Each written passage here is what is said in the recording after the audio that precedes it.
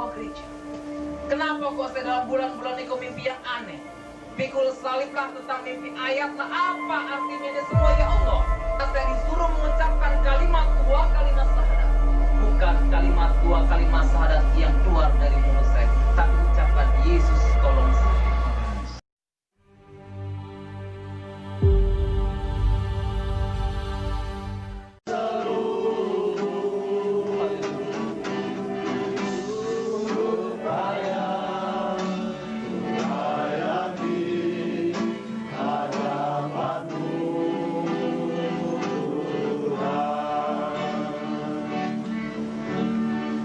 Syukur kepadamu Tuhan, pada siang hari yang indah ini Tuhan, Engkau telah kumpulkan kami di tempat ini Tuhan. Engkau begitu baik Tuhan, Engkau tidak pernah meninggalkan kami. Engkau selalu mencukupkan semua keperluan dan kebutuhan kami Tuhan. Sebentar kami akan duduk diam mendengarkan sabda firman-Mu. Sembunyikan hamba-Mu di belakang kayu salib-Mu Tuhan. Urapi hamba-Mu dengan kuasa Roh Kudus-Mu Tuhan. Kami yang hadir pada siang hari ini Tuhan, yang lemah Engkau kuatkan, yang sakit Engkau sembuhkan, yang kurang mampu Engkau mampukan Tuhan. Segala kuasa-kuasa kegelapan Tuhan, kami ikat, kami tolak, kami hancurkan dalam nama Yesus Tuhan. Kami duduk diam mendengarkan sabda firman-Mu. Tutup bungkus kami dengan kuasa darah-Mu yang kudus, yang percaya katakan amin. Silakan duduk. Shalom. Puji Tuhan, pada siang hari yang indah ini, walaupun suasana panas, tapi kita yakin dan percaya kita di surga akan dingin bersama-sama, amin. Karena kita anak kerajaan surga, amin. Saya sangat bersyukur dan berterima kasih kepada Allah yang hidup, yaitu Tuhan Yesus Kristus, yang telah menyiapkan saya waktu sehingga di tahun 2003 ini saya masih diberikan umur panjang oleh Tuhan, amin. Sebelum saya menyampaikan firman Tuhan, terlebih dahulu saya akan memperkenalkan nama saya. Sebab ada pepatah mengatakan, maka tak kenal tak sayang, maka tak kenal tak cinta. Betul. Adanya rasa kenal, maka adanya rasa cinta. Adanya rasa kenal, maka adanya rasa sayang. Jadi saya perkenalkan nama saya dulu. Nama saya yaitu Yosua Muhammad Yasin. Latar belakang saya sama dengan pendeta Gun-Gun Suparti yang hadir di belakang. Latar belakang saya sama dengan beliau, amin. Sama-sama dari seberang. Nama saya itu Yosua Muhammad Yasin, mantan seorang guru agama Islam yang sekarang puji Tuhan, alhamdulillah sudah menjadi hamba Tuhan, amin. Ini karena kemurahan Tuhan, amin. Sebab firman Tuhan berkata, bukan kamu yang memilih aku, tetapi aku yang memilih kamu. Jadi saya hadir pada siang hari ini karena Yesus yang sudah memilih saya, amin. Kalau bukan Yesus yang telah memanggil saya, kalau bukan Yesus yang telah memilih saya, mungkin Ibu Peter nggak bisa ngundang saya, amin. Mungkin saya masih ada di masjid, betul. Mungkin saya masih mengajar di pesantren. Tapi karena Yesus yang sudah menjamah hati saya, karena Yesus yang sudah memilih saya, sehingga saya bisa hadir pada siang hari ini, amin. Ini semua karena kemurahan Tuhan, amin.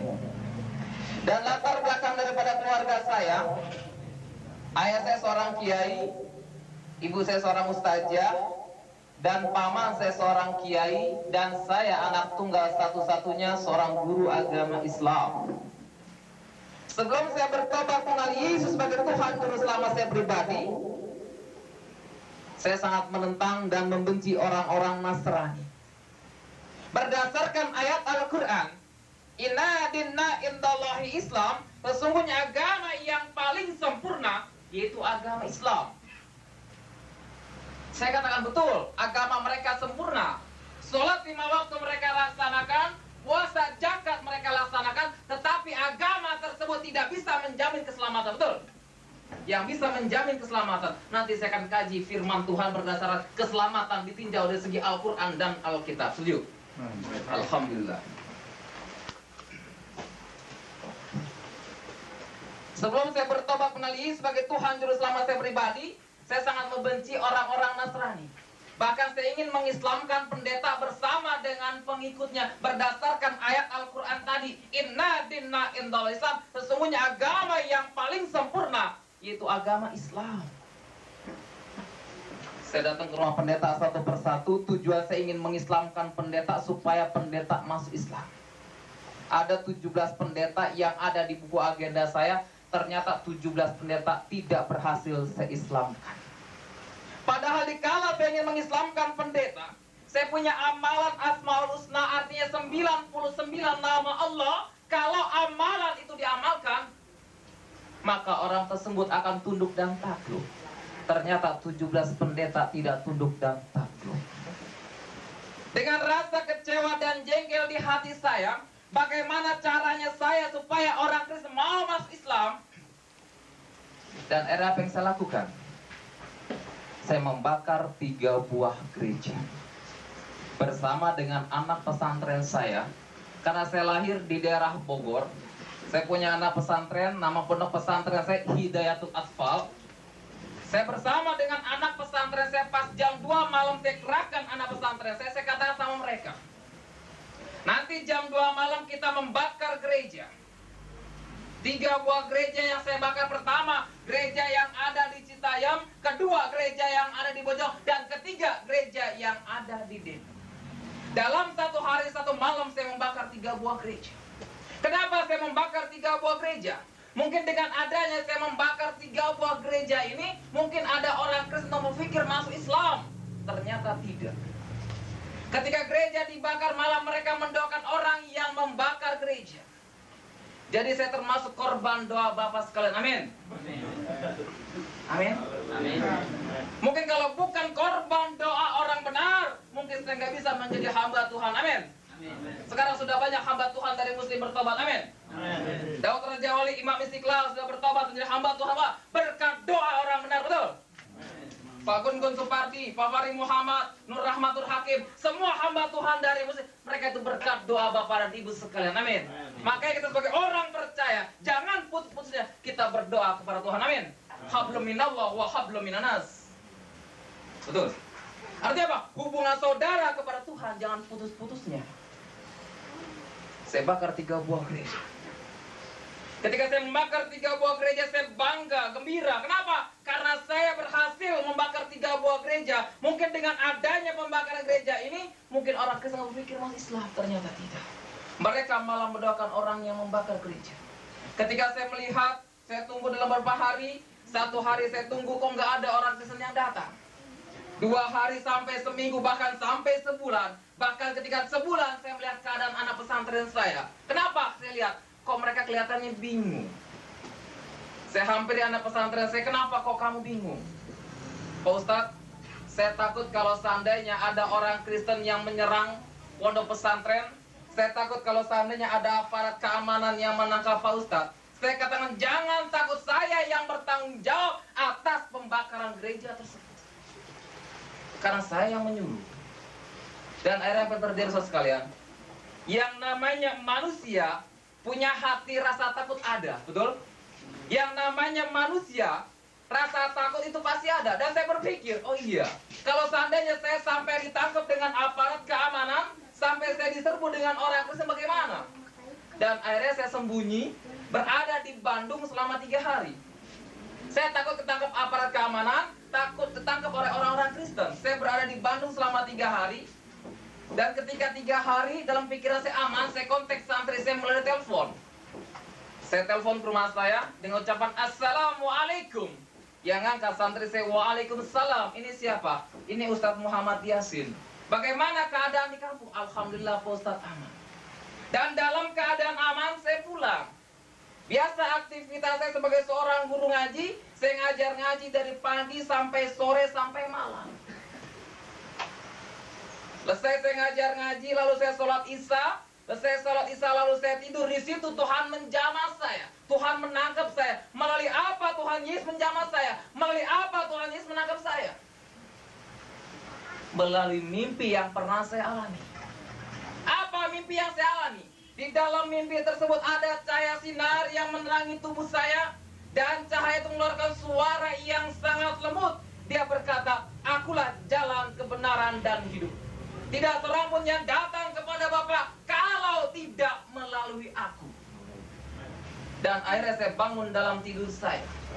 Ketika saya bangun dalam tidur saya, badan saya penuh dengan keringat. Dan saya masuk kamar mandi, lalu saya ngambil air sembahyang, saya sholat. Allahu Akbar.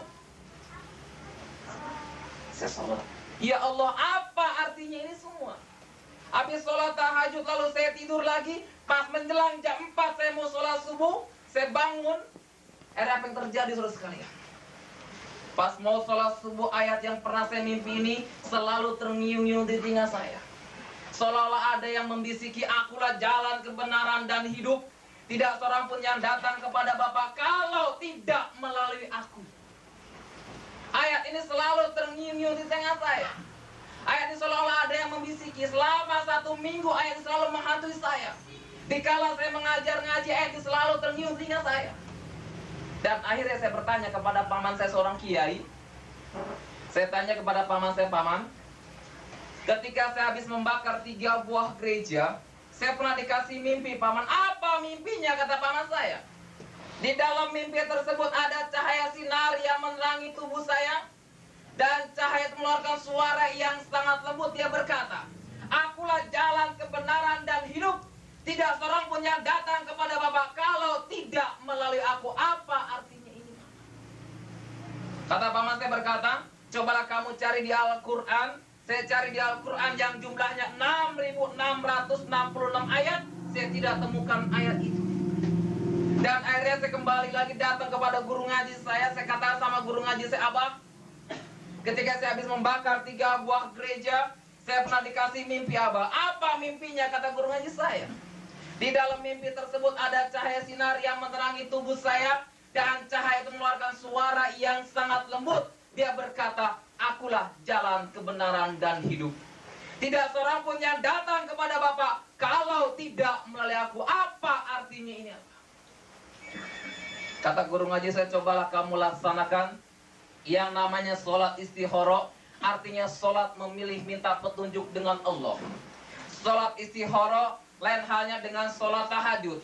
Saya bangun jam 2 malam, saya habis ngambil sembahyang, lalu saya sholat Allahu Akbar. Ya Allah, apa arti ini buat saya, ya Allah? Di malam pertama saya sholat, belum juga. Di malam yang kedua saya sholat lagi Allahu Akbar, belum juga. Pas di malam yang ketiga saya melaksanakan sholat, Tuhan berikan mimpi yang kedua kepada saya. Apa di dalam mimpi yang kedua? Di dalam mimpi yang kedua, saya bertemu dengan seorang yang wajahnya bersih dan bercahaya. Dia membawa domba dan tongkat. Dia berkata, hai anakku, jika engkau menemukan ayat itu, engkau harus ikut aku dan pikul salib. Dan akhirnya saya bangun dalam tidur saya. Ketika saya bangun dalam tidur saya, badan saya penuh dengan keringat. Lalu saya tidak langsung masuk kamar mandi. Saya merenungkan tentang 2 mimpi tersebut. Kenapa kok saya dalam bulan-bulan ini kok mimpi yang aneh? Pikul salib lah, tentang mimpi ayat lah. Apa artinya ini semua, ya Allah? Pada saat itu saya belum bisa menyebut nama Yesus loh. Apa artinya ini semua, ya Allah? Dan akhirnya apa yang terjadi, saudara sekalian? Mimpi ini terjawab nyata oleh saya ketika saya mendapat panggilan untuk menyampaikan ceramah agama Islam. Saya katakan, dulu waktu saya menjadi seorang ustadz, saya masih menjadi seorang guru agama Islam, saya kemana-mana pakai serebet, nggak pernah pakai dasi. Sekarang tampil beda, saudara sekalian. Ikut Yesus indah, betul? Dan akhirnya apa yang terjadi, saudara sekalian? Saya mendapat panggilan untuk menyampaikan ceramah agama Islam. Saya berangkat bersama dengan anak pesantren saya. Saya katakan sama santri saya, antar ustadz untuk menyampaikan ceramah agama Islam. Baik, diantar sama anak pesantren saya. 1 supir pribadi saya, 2 santri saya di belakang, dan saya sendiri di depan. Mungkin rencana Tuhan untuk menjamah hidup saya, semua firman Tuhan berkata, rancanganku rancangan damai sejahtera, bukan rancangan kecelakaan. Betul? Rancangan Tuhan, rancangan keselamatan buat kita. Rancangan Tuhan, rancangan damai sejahtera yang Tuhan berikan kepada kita. Bukan rancangan maut yang Tuhan berikan kepada kita. Betul? Tapi rancangan damai sejahtera yang Tuhan berikan kepada kita. Dan akhirnya saya berangkat bersama dengan anak pesantren saya. Hampir sampai 500 meter tempat yang saya tuju. Tiba-tiba saya jatuh sakit dalam perjalanan. Pengen buang air yang sudah tidak tertahankan oleh saya. Dan saya katakan sama anak pesantren saya, berhenti sebentar mobil pribadi saya.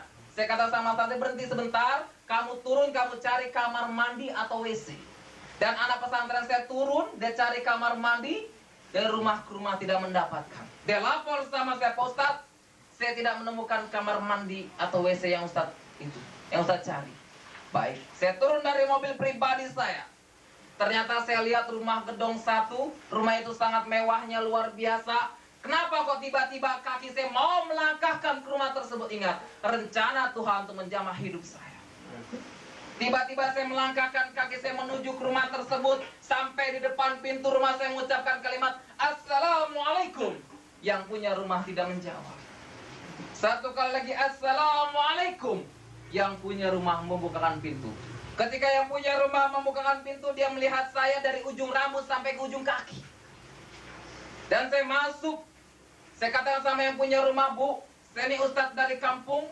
Tujuan saya datang kemari ingin menyampaikan ceramah agama Islam. Namun izinkan saya numpang buang air di rumah ibu. Oh silahkan Pak.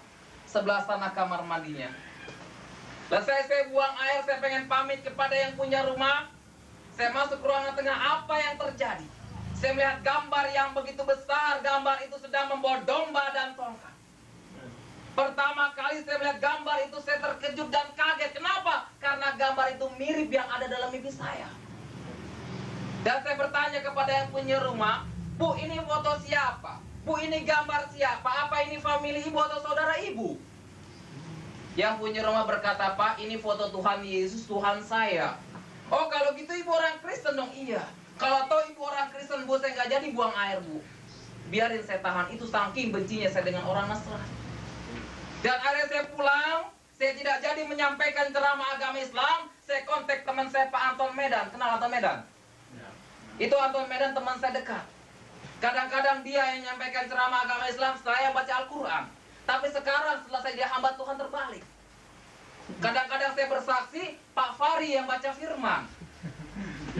Iya, bersaksi. Saya sering bersaksi, kadang-kadang Pak Fahri yang menyampaikan firman. Itu ketua Laskar Jihad yang sudah bertobat. Amin. Sesuai dengan firman Tuhan berkata, masih banyak domba-domba lain yang belum sekandang dengan aku, dan nanti domba-domba itu akan kutuntun menjadi satu kandang. Amin. Amin. Kita bangga hamba Tuhan dari Muslim sudah bertobat. Amin. Amin. Amin. Banyak hamba-hamba Tuhan dari Bani Kedar bertobat. Amin. Kenapa? Ini penuaian yang sudah terjadi. Amin. Dan akhirnya apa yang terjadi? Saya kontak teman saya Pak Anton Medan. Assalamualaikum Pak Anton. Waalaikumsalam. Ini siapa? Ini Ustadz Muhammad Yasin Pak Anton. Pak Anton, saya tidak jadi menyampaikan ceramah agama Islam, saya pulang. Sampai di rumah lalu saya sholat, ya Allah, jangan kau jadikan seorang Nasrani ya Allah. Karena niat dan tujuan saya ingin mengislamkan pendeta bersama dengan pengikutnya. Saya sholat, baca tasbih subhanallah, walhamdulillah, wala ilaha illallah, wallahu akbar. Itu yang saya baca supaya saya tidak jadi masuk orang Nasrani. Dan akhirnya apa yang terjadi saudara sekalian? Mimpi yang kedua terjawab nyata oleh saya ketika saya ada kerinduan untuk datang ke gereja. Padahal di saat saya ada kerinduan datang ke gereja, itu di saat saya lagi sedang mengajar ngaji bersama dengan anak pesantren saya. Saya habis menjadi imam bersama dengan anak pesantren saya. Tapi kerinduan ini untuk datang ke gereja tidak bisa dibendung oleh saya. Dan akhirnya saya datang ke gereja. Gereja yang saya datang adalah gereja yang pernah saya bakar. Itu bangunannya hanya separuh kebakar. Dan saya pernah khotbah di sana 2 kali. Itu gereja pertama kali dibakar, adanya di daerah Citayam. Gereja GPDI, 2 kali saya khotbah di sana belum lama. Puji Tuhan, gereja bagusnya luar biasa. Setelah dibakar, gereja itu ber-AC. Dulu nggak ber-AC, amin. Makanya jangan minta di rumah dibakar, amin. Dan akhirnya apa yang terjadi saudara sekalian, mimpi ini terjawab nyata oleh saya ketika saya ada kerinduan untuk datang ke gereja. Dan akhirnya saya datang ke gereja dengan sembunyi-sembunyi. Saya duduk paling belakang. Ketika saya duduk paling belakang, biasa orang Kristen kalau ibadah kan tepuk tangan bangun diri kan. Udah bangun diri sampai dengkul saya pegel. Dan akhirnya apa yang terjadi? Lagu yang menguatkan iman saya, lagu yang membuat iman saya tergugah saat itu lagu Roh Kudus hadir di sini. Lagunya Roh Kudus hadir di sini, mengalir di bait suci. Tiba-tiba apa yang terjadi? Pertama kali saya mendengar lagu itu, saya meneteskan air mata, saudara. Saya meneteskan air mata yang tidak tertahankan oleh saya. Itu pertama kali saya datang ibadah ke tempat itu. Dan saya lagu dinyanyikan, seorang pendeta mulai naik ke atas mimbar. Dia berkata kepada jemaat yang pendeta itu, mari sama-sama kita membuka firman Tuhan. Mari sama-sama kita membuka Alkitab. Apa yang dibuka? Akulah jalan, kebenaran, dan hidup. Tidak seorang pun yang datang kepada Bapak kalau tidak melalui aku. Mendengar pendeta berkata demikian, saya kaget. Kenapa kagetnya? Karena ayat yang dibaca oleh pendeta adalah ayat yang pernah ada dalam mimpi saya. Dan akhirnya apa yang terjadi, saudara sekalian? Saya pendeta khotbah. Dia berkata kepada jemaat, mungkin bagi yang pertama kali hadir ada diharap berdiri. Cuma saya doang berdiri sendiri, saudara sekalian. Ketika saya berdiri sendiri, jantung saya gemetar. Kenapa gemetar? Pendeta berkata, Bapak jangan pulang dulu. Cuma saya doang berdiri sendiri. Ketika pendeta beri, Bapak jangan pulang dulu, saya gemetar. Kenapa? Jangan-jangan nih pendeta tahu saya bakar gereja. Dan akhirnya apa yang terjadi dalam gereja, saya mengucapkan subhanallah, ya Allah, jangan sampai nih pendeta tahu saya bakar gereja. Subhanallah, ya Allah, jangan sampai nih pendeta tahu saya bakar gereja. Tapi apa yang terjadi, saudara sekalian, ketika jemaah sudah pada pulang semua, tinggal saya seorang diri. Dan ketika saya seorang diri, pendeta itu menghampiri saya. Dia salaman sama saya, puji Tuhan Pak. Iya. Bapak dari mana? Saya katakan dari sebelah sana. Saya nggak bilang saya bakar gereja itu. Coba kalau saya bilang, apa yang terjadi? Amin. Dan akhirnya apa yang terjadi, saudara sekalian? Pendeta itu berkata, Pak, kenapa kok Bapak nggak bawa Alkitab? Saya nggak tahu Alkitab itu apa. Saya nggak punya Alkitab. Saya bilang, Pak, sewaktu Bapak berdiri tadi, Roh Kudus berkata kepada saya, ini Alkitab yang saya pegang buat Bapak ambil. Dalam hati saya, Roh Kudus yang mana? Kenalan juga belum. Dan akhirnya yang terjadi, saudara sekalian, pendeta itu memberikan Alkitab kepada saya ambil Alkitab yang diberikan oleh pendeta. Sampai di perjalanan saya berpikir, kalau Alkitab ini saya bawa pulang resikonya berat buat saya. Kenapa? Karena semua keluarga saya kiai, ibu saya ustazah, paman saya kiai, ayah saya seorang kiai. Repot kalau saya bawa pulang ini Alkitab. Dan akhirnya apa yang terjadi, Alkitab saya taruh di bawah pohon singkong, saudara. Saya nggak berani bawa pulang ini Alkitab. Kenapa? Takut kelawan keluarga saya. Dan sampai di rumah apa yang terjadi? Saya sholat. Allahu Akbar. Ya Allah, jangan kau jadikan saya orang Kristen, ya Allah. Karena niat dan tujuan saya ingin mengislamkan pendeta, ya Allah, ampuni saya, Allah. Pertama kali saya datang ke gereja, apa yang terjadi, saudara sekalian? Ini kaki saya cuci dengan tanah 7 kali, sabun 7 kali, air 7 kali, dan sepatu yang pernah saya masuk ke gereja saya buang. Kenapa? Dianggap najis pertama kali saya datang ke gereja. Itu dia, pertama kali saya datang ke gereja. Tapi sekarang nggak pernah saya buang lagi celana saya, saudara. Nggak pernah saya cuci lagi dengan tanah 7 kali kalau ke gereja. Amin. Dulu begitu, pertama kali saya datang ke gereja, saya injek ke gereja, kaki saya cuci dengan tanah 7 kali, sabun 7 kali, air 7 kali, dan sepatu yang saya pakai saya buang. Kalau sekarang nggak pernah saya buang sepatu, amin. Kalau buang sepatu banyak kan usai sepatu saya. Dan akhirnya apa yang terjadi, saudara sekalian? Di minggu kedua ada lagi kerinduan datang ke gereja. Saya datang ke gereja. Sampai 4 kali berturut-turut saya datang ke gereja. Sebulan penuh saya datang ke gereja. Dan akhirnya santri saya telantar, nggak ada yang ngajar ngaji. Pada sebulan itu, pada setiap hari Minggu saya punya tugas rutin mengajar anak pesantren saya. Ini setiap minggu saya nggak ngajar lagi, kenapa? Ustadznya ke gereja. Dan akhirnya yang terjadi, saudara sekalian, ketika di minggu kelima saya datang ke gereja, saya ketahuan oleh keluarga saya. Saya dibuntutin oleh santri saya. Mereka mengetahui keberadaan saya, dilapor kepada paman saya. Pak Ustadz, saya melihat Ustadz Muhammad Yasin ada di gereja. Ngapain dia? Nggak tahu. Ketika saya pulang dari gereja, semua sudah pada kumpul. Ada paman saya, ada ibu saya, bahkan semua keluarga saya semua pada kumpul. Dan ketika saya pulang dari gereja, saya mengucapkan kalimat Assalamualaikum. Bukan disambut dengan kalimat Waalaikumsalam. Langsung dijenggot rambut saya. Masuk kamu kamar mandi. Ternyata di kamar mandi ada kembang 7 rupa. Ketika saya tanya, paman, ini kembang 7 rupa buat apa? Mandi kamu dengan kembang 7 rupa. Dan akhirnya saya mandi dengan kembang 7 rupa. Selesai saya mandi dengan kembang 7 rupa, saya dihadapkan dengan keluarga saya. Kata paman saya, kamu jawab dengan jujur, kemana kamu selama sebulan ini? Saya katakan, paman, saya ke gereja. Langsung kena tampar pipi kanan saya. Sekarang ucapkan kalimat 2 kalimat syahadat. Apa yang terjadi saudara sekalian? Di saat saya disuruh mengucapkan kalimat 2 kalimat syahadat, bukan kalimat 2 kalimat syahadat yang keluar dari mulut saya, tapi ucapkan, Yesus tolong saya. Kena tampar pipi kanan saya, Yesus tolong saya, kena tampar pipi kiri saya, dan akhirnya saya diseret keluar oleh keluarga saya. Ketika saya diseret keluar, saya diikat tangan saya ke pohon yang sebelah sini, dan ini diikat, dan ini saya diikat. Dalam keadaan posisi terikat di saat saya tidak bisa mengucapkan kalimat 2 kalimat syahadat, cambuk sudah ada di tangan paman saya. Paman saya berkata, kalau kamu tidak bisa mengucapkan kalimat 2 kalimat syahadat, nih makanan kamu. Cepat, ceplos saya dicambuk oleh keluarga saya. Bukan hanya dicambuk, tapi semua hidung saya ditonjok keluar darah, mulut saya keluar darah, bahkan mata saya ditonjok benjol. Dan ini salah satu bekas siksaan daripada keluarga saya. Ini bekas daripada siksaan daripada keluarga saya. Dan ini juga, bahkan semua, kalau saudara tahu ini nih, pantat saya ini bekas siksaan. Saya nggak buka sekarang saudara, repot perlu buka. Saya sebagian saja, amin. Ini semua bekas siksa keluarga. Bukan hanya di situ, tapi selesai saya disiksa, diikat, saya dimasukkan lagi ke dalam empang. Dia saya direndam di empang. Dalam keadaan posisi dendam, santri saya mengatakan, saya Ustadz sudah gelo, Ustadz sudah gila.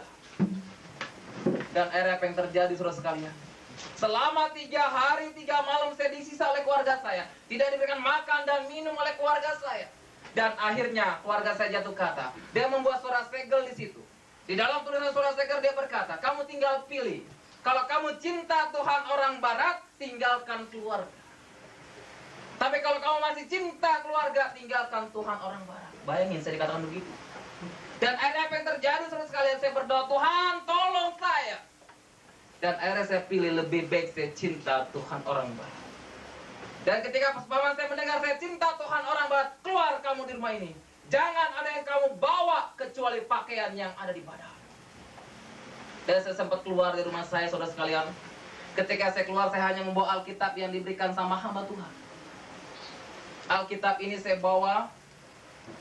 Saya keluar, saya sempat menjadi seorang gelandangan beberapa bulan saya alami saudara sekalian. Bahkan banyak gereja-gereja yang menolak saya pada saat itu. Kenapa? Karena background saya dari Muslim. Mereka takut terima saya. Saya sempat menjadi seorang gelandangan saudara sekalian. Tidur dari emperan ke emperan, dari toko ke toko. Baju yang saya pakai hanya di badan saya saudara. Dan akhirnya apa yang terjadi? Tuhan mulai pulihkan hidup saya. Tuhan mulai kuatkan saya oleh firman Tuhan. Carilah dulu kerajaan Allah dan kebenarannya. Amin. Maka semua itu akan ditambahkan bagimu. Dan akhirnya apa yang terjadi saudara sekalian? Tuhan mulai pulihkan hidup saya. Ketika saya berjalan-jalan di daerah Cikini, itu ada jalan Sukabumi, itu ada persekutuan. Ketika saya lihat persekutuan yang hadir orang-orang berpakaian mewah, mobil mewah, tapi hati saya pengen hadir di tempat itu. Ketika hati saya pengen hadir karena lihat keadaan saya, pakaian saya compang-camping, rambut saya begini, segini, dan dekilnya luar biasa. Saya duduk di tempat sampah. Saya melihat di depan rumah itu ada tempat sampah, saya duduk di situ. Dan ketika saya duduk di situ, Sapam menghampiri saya. Kenapa kamu duduk di sini, nak? Saya katakan, Pak, saya ingin ibadah bersama-sama dengan orang tersebut, tapi saya melihat pakaian mereka mewah-mewah, mobil mereka mewah-mewah, dan Sapam itu berkata, Tuhan tidak pandang pakaianmu, tapi Tuhan pandang hatimu. Amen. Dan akhirnya kata Sapam, masuklah, dan saya masuk. Ketika saya masuk, saya duduk paling belakang, semua mata memandang saya pada saat itu. Semua mata memandang saya. Dan akhirnya pembawa acara sambil membawakan acara, dia menunggu seorang pendeta, dia berkata, mungkin bagi yang pertama hadir ataupun bagi saudara yang ingin bersaksi, silahkan bersaksi. Dan akhirnya saya tanya kepada yang sebelah, Bu, bersaksi itu apa? Dia sambil begini, bersaksi terima Yesus, Pak. Kenapa? Tutup hidung. Karena saya baunya luar biasa pada saat itu. Kenapa? Berhari-hari saya nggak mandi. Sambil itu, Bu, bersaksi itu terima Yesus. Dan akhirnya apa yang terjadi? Roh Kudus gerakan saya di situ, saya bersaksi tentang pengalaman di hidup saya, tentang pengalaman saya terima Yesus. Dan akhirnya Tuhan tolong saya melalui seorang ibu. Dia memberikan alamat kepada saya, dia memberikan uang kepada saya. Ternyata seorang ibu itu seorang kakak daripada pendeta Serombot, seorang hamba Tuhan.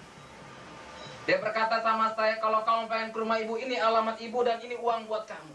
Dan tiba-tiba hati saya tergerak, saya telepon beliau. Saya telepon beliau, Bu, saya mau datang ke rumah ibu. Dan akhirnya apa yang terjadi, saudara sekalian, ibu itu menyekolahkan saya di sekolah Palembang, selesai sekolah Palembang. Sampai sekarang saya tinggal bersama dengan beliau, amin. Makanya pada siang hari ini, biarlah kesaksian saya yang singkat ini, saudara sekalian, pertahankan iman saudara, pertahankan Yesus saudara, amin. Mari kita buka firman Tuhan saudara sekalian pada siang hari ini. Kita akan membuka firman Tuhan diambil daripada 1 Petrus 2. 1 Petrus 2, dan nanti yang bagi punya Al-Quran boleh buka Al-Qurannya. 1 Petrus 2 Alkitab, 1 Petrus 2 ayatnya yang ke-9 sampai dengan ayat yang ke-10. Di dalam firman Tuhan 1 Petrus 2 ayat 9 sampai dengan 10 sini katakan, tetapi kamulah bangsa yang terpilih, imamat yang rajani, bangsa yang kudus, umat kepunyaan Allah sendiri, supaya kamu memberitakan perbuatan-perbuatan yang besar dari Dia yang telah memanggil kamu keluar dari kegelapan kepada terangnya yang ajaib. Silakan saudara baca ayat 10-nya. Sama-sama baca ayat 10. Kamu yang dahulu bukan umat Allah, tetapi yang sekarang telah menjadi umatnya, yang dahulu tidak dikasihi, tetapi yang sekarang dikasihi. Amin. Terus sekalian, di dalam 1 Petrus 2 ayat 9 dikatakan, tetapi kamulah bangsa yang terpilih. Siapa bangsa yang terpilih? Kenapa dikatakan kalau kita bangsa yang terpilih? Karena Yesus lahir untuk menyelamatkan umat manusia. Jadi kita ini bangsa yang terpilih, dipilih menjadi orang yang diselamatkan, betul? Bangga kita menjadi orang yang telah diselamatkan, amin. Bangga gak? Bangga. Karena kita dipilih menjadi orang yang telah diselamatkan. Karena kita dipilih menjadi orang yang telah diselamatkan oleh siapa? Oleh darah Yesus. Oleh siapa? Tuhan Yesus. Sekarang nabi mana yang bisa menyelamatkan saudara selain Nabi Isa? Tidak ada. Tidak ada seorang nabi yang tidak bisa menjamin keselamatan saudara selain Nabi Isa alaihissalam. Saya akan membuka surat Al-Zuruf saudara sekalian. Di dalam surat Al-Zuruf, saudara yang punya catatan boleh buka catatannya. Di dalam surat Al-Zuruf 43, Al-Zuruf 43 di dalam Al-Quran mengatakan, dan sesungguhnya Isa itu benar-benar memberi pengetahuan tentang hari kiamat. Karena itu ikutilah aku, inilah jalan yang lurus. Kata siapa? Kata Isa, yaitu Yesus. Kenapa kok di Al-Quran dikatakan kata Isa, enggak kata Muhammad? Saya katakan, saya tidak memojokkan, tidak. Karena Isa sendiri berkata, Dialah yang akan menjadi hakim untuk umat manusia. Di dalam hadis dikatakan, Isa ibni Maryam rohullah kalimatullah an habirata radhiyallahu anhu wal awalu wal akhiru. Dialah yang awal dan yang akhir. Ada gak di Wahyu? Bangga kita memiliki keselamatan, amin. Karena Al-Quran sendiri sudah menjelaskan, dan sesungguhnya Isa itu benar-benar memberi pengetahuan tentang hari kiamat. Karena itu janganlah kamu ragu-ragu tentang kiamat itu, dan ikutilah aku, inilah jalan yang lurus. Amin. Saya bangga menjadi orang yang diselamatkan. Saya bangga menjadi orang yang dipilih. Kalau kita sudah menjadi orang yang dipilih, menjadi orang yang diselamatkan, mari pegang keselamatan dengan baik. Amin. Jangan sampai keselamatan ini kita sia-siakan. Saudara yang sudah dipilih menjadi orang yang diselamatkan sejak lahir, pegang keselamatan dengan baik. Jangan sampai saudara menjadi orang yang terdahulu, lalu menjadi orang yang terbelakang. Betul? Jangan sampai itu saudara sekalian. Tapi kita menjadi orang yang terdahulu. Amin. Kenapa? Karena keselamatan hanya ada di dalam Isa Al-Masih. Ya, Al-Quran tadi mengatakan. Contohnya saudara sekalian, maaf ya. Contoh, waktu saya masih muslim, waktu saya masih jadi guru agama Islam, Saya sering melaksanakan sholat Allahu Akbar. Saya berdoa, Allahumma sholli ala Sayyidina Muhammad wa ala ali Sayyidina Muhammad. Sampaikan salam sejahtera buat Nabi Muhammad dan keluarganya. Lah buat saya mana, betul? Tapi firman di dalam kitab Roma 10 ayat 9 mengatakan, siapa yang percaya dengan mulutmu, dengan senang hatimu, maka engkau akan diselamatkan. Mari kita buka kitab Roma coba. Kita buka kitab Roma 10 ayat 9. Sama-sama kita buka kitab Roma 10 ayat 9.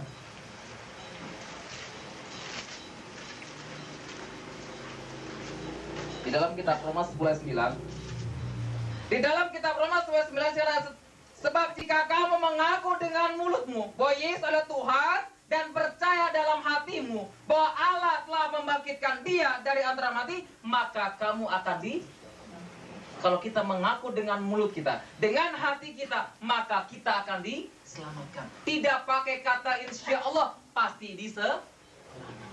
Kalau dalam hadis dikatakan, insya Allah kalau kamu berbuat sedekah zakat, insya Allah kamu masuk surga. Kata insya Allah pasti ya?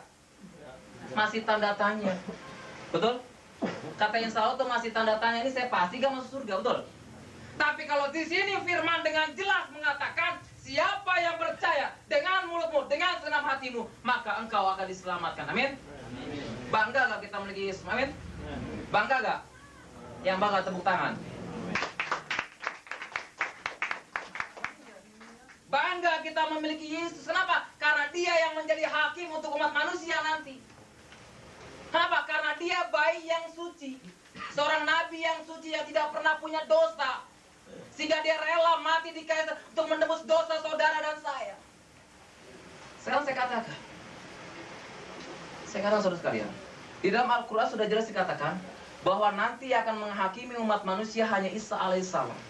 Di dalam surat Al-Maidah, saudara baca dalam surat Al-Maidah, di Al-Maidah 29 ayatnya yang ke-50. Dan sesungguhnya nanti pada hari kiamat nanti Isa akan datang menjadi hakim dia. Menjadi hakim Isa. Tapi kalau seandainya kita pada saat ini tidak percaya, tidak mengimani Yesus sebagai Tuhan, apakah kita diselamatkan? Betul? Tapi kalau saat ini kita mengimani Yesus sebagai Tuhan, maka nanti Dia akan menjadi hakim, kita diselamatkan. Amin. Amin. Dulu saya sering sholat mendoakan Muhammad, Allahu Akbar, Allahumma sholli ala Sayyidina Muhammad wa ala ali Sayyidina Muhammad. Sampaikan salam sejahtera buat Nabi Muhammad dan keluarganya. Masa Nabi minta didoakan? Betul? Sedangkan firman dengan jelas, siapa yang percaya dengan mulutmu, dengan senang hatimu, maka engkau akan diselamatkan. Amin. Dulu pada saat saya pelayanan di Lampung, di daerah Tulang Bawang, saya khotbah berdasarkan Al-Quran dan Alkitab. Ini seorang suami mengantarkan istrinya Kristen, dianya Islam. Habis selesai saya khotbah, saya ditanya, itu masih pertengahan khotbah. Saya ditanya, Pak Pendeta, di dalam Al-Quran dikatakan kafirlah orang yang menyembah Isa anak Maryam. Saya katakan, Tuhan, Engkau yang mengutus hambamu, Engkau pula lah yang menjawab. Saya katakan, betul kalau saya menyembah Isa anak Maryam, saya kafir. Tapi yang saya sembah bukan Isa anak Maryam, tapi Isa anak Allah. Betul? Amin.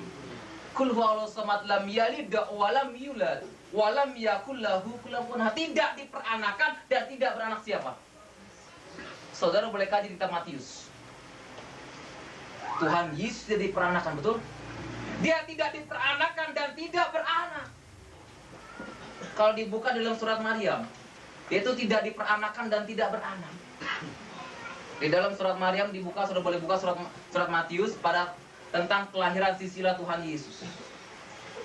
Di dalam surat Maryam, saya buka surat Maryam, dan saudara boleh buka kitab Matius. Matius tentang kelahiran Tuhan Yesus, bahwa dialah yang menjadi hakim untuk umat manusia. Kitab Matius, saudara, tentang kelahiran Tuhan Yesus. Siapakah di situ nama Dia? Nanti saya akan buka Al-Qur'annya di surat Maryam.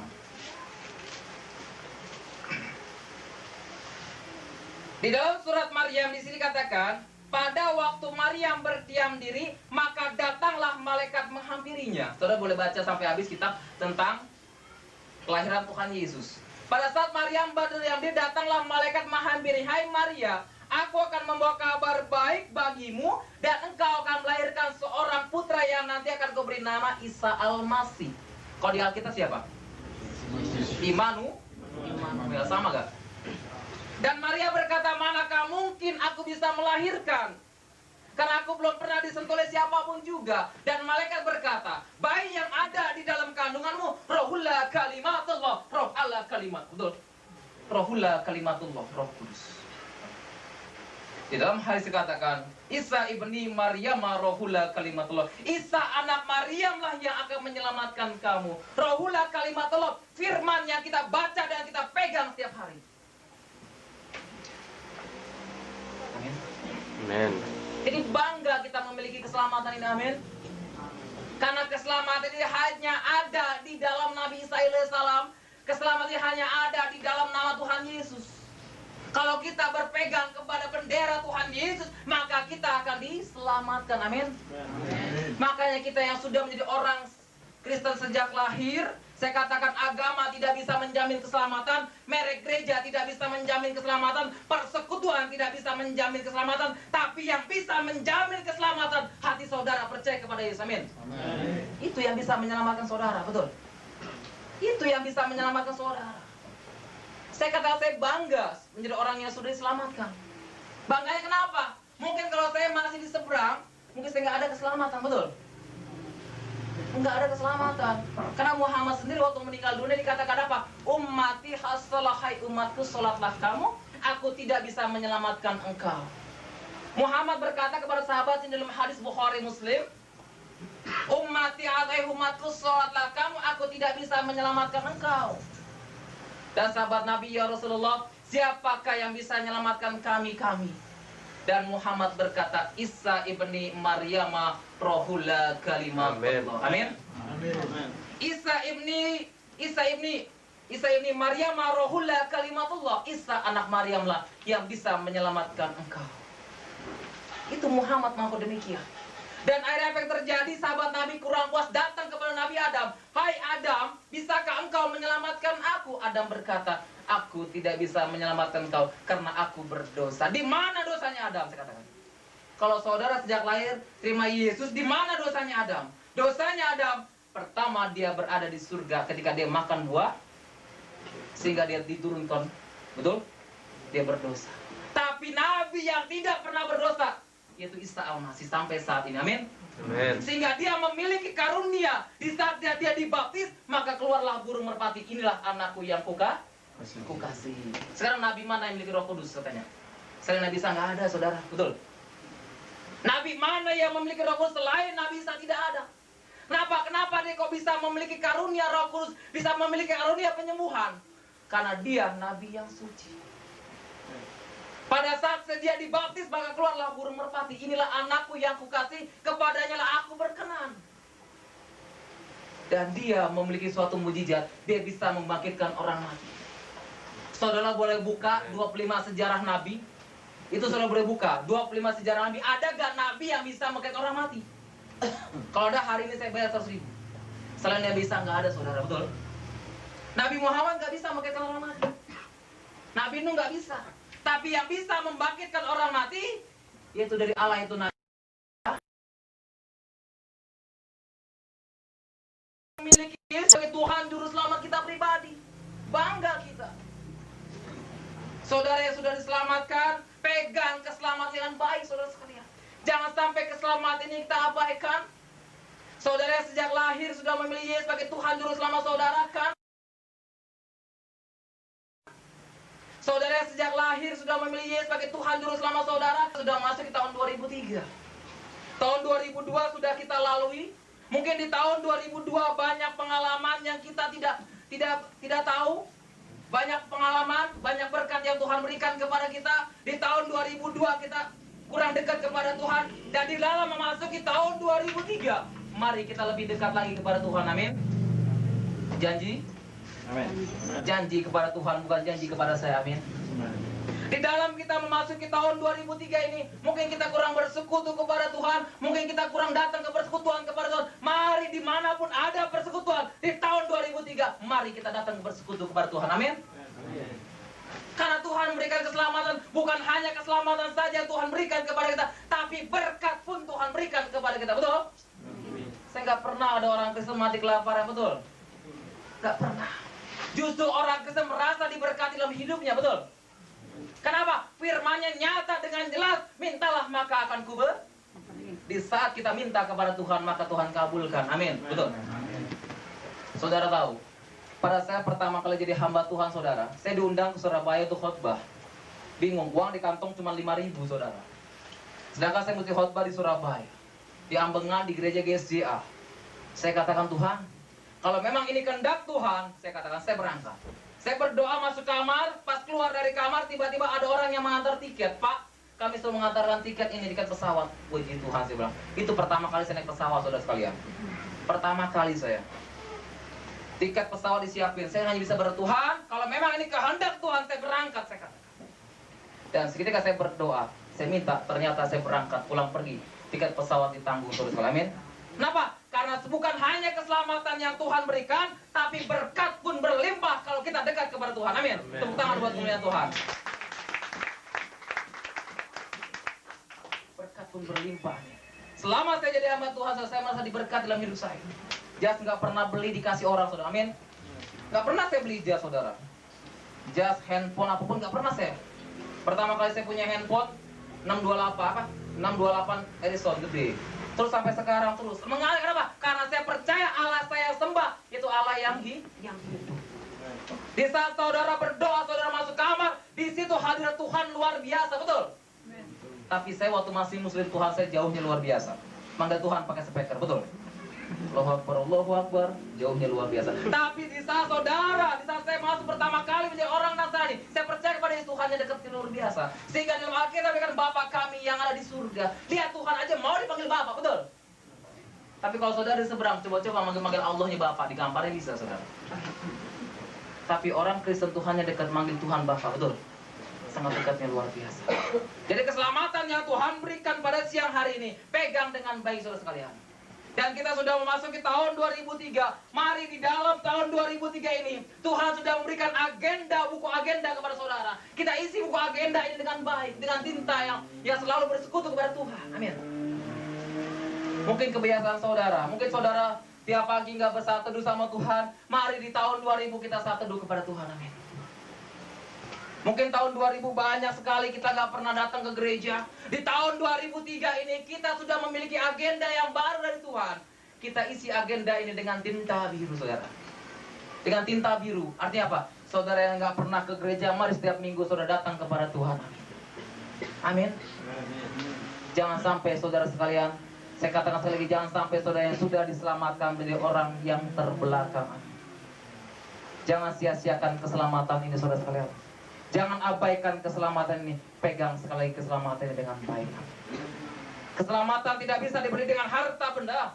Keselamatan tidak bisa dibeli dengan pangkat dan kedudukan. Tapi keselamatan hanya bisa dibeli dengan hati dan iman saudara percaya kepada Yesus. Amin. Itu saudara. Bukan hanya keselamatan saya katakan yang Tuhan berikan kepada kita, tapi berkat pun bagi orang yang percaya kepada Yesus akan berlimpah, saudara. Amin. Mungkin di tahun 2003 ini banyak gejolak krisis sebab naik, saudara sekalian. Lihat bensin naik, PLN naik, bahkan Telkom pun naik. Tapi kita yakin dan percaya kalau kita percaya kepada Yesus, Tuhan akan cukupkan hidup kita. Amin. Tuhan akan cukupkan hidup kita. Ya, firman-Nya sudah berkata, akan mintalah maka aku beri, ketuklah pintu akan kubuka. Arti kata ketuklah pintu akan kubuka, kita ketuk hati Tuhan Yesus supaya Tuhan memberikan berkat kepada kita. Dengan apa? Dengan bersekutu kepada Tuhan, dengan mendekatkan diri kepada hablum minallah wa hablum minanas. Itu saudara sekalian. Mari saudara sekalian, kita sebagai pelaut-pelaut di siang hari ini, saudara sekalian, jadilah pelaut-pelaut yang beriman kepada Yesus. Amin. Jadilah koda penjuru untuk menjadikan keselamatan, saudara. Saya kan bukan pendeta untuk memberikan keselamatan. Saya kan bukan pendeta untuk menginjil. Ingat, di dalam memberitakan keselamatan bukan tugas pendeta, tapi tugas kita semua. Amin. Mari saudara sekalian, kita yang sudah diberikan keselamatan ini, pegang keselamatan yang baik, dan kita beritakan keselamatan kepada siapapun juga. Amin. Biarlah kesaksian dan khotbah saya yang singkat ini Tuhan memberkati kita pada siang hari ini, amin. Tuhan memberikan umur panjang kepada kita, amin. Biar di dalam kita masuk ke tahun 2003 ini, kita lebih lagi bersekutu kepada Tuhan, amin. Mari sama-sama kita tundukkan dan kita berdoa sambil menyanyikan lagu Mazmur Maha Kudus.